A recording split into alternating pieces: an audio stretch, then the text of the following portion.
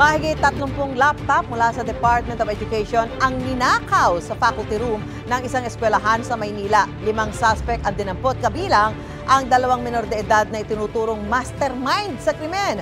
Narito ang unang balita ni Jomer Apresto.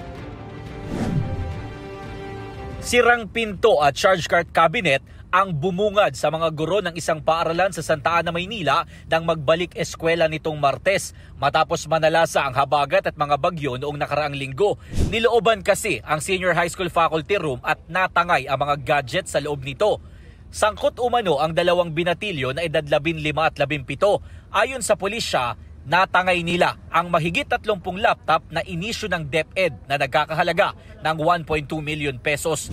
Sa maliit na butas na ito sa likod ng paaralan, sinasabing naglabas-masok ang 2 sospek.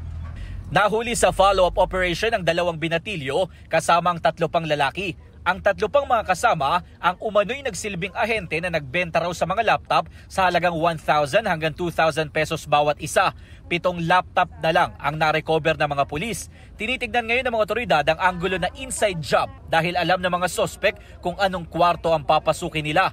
Posible po na naging estudyante sila dun sa school or may mga kaibigan po sila na estudyante doon at nakikita po yung mga laptop. Naghahanap pa po kami ng iba pang mga ebidensya para matuntun po namin kung saan naroon po yung ibang mga laptop.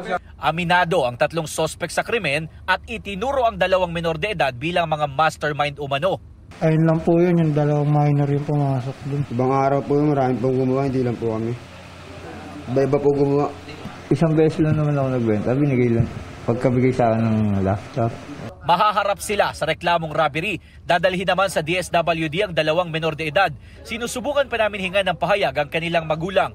Sabi naman ng barangay, dati nang nilooban ng paaralan dahil walang gwardya na nagbabantay roon. Due to budget constraint po yata, hindi nila nagagawa. At sinabi po namin, limitado lang po kakayanan ng barangay sa pagbabantay po dyan sa eskwela na yan. In fact, nawala na po sila ng ilang gamit dyan, nawala po sila ng mga computer set at saka po aircon, saka yung mga gamit po sa eskwelahan pong ibang gamit pa po.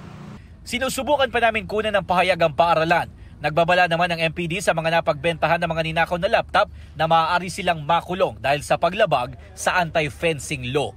Ito ang unang balita. Jomer Apresto para sa GMA Integrated News.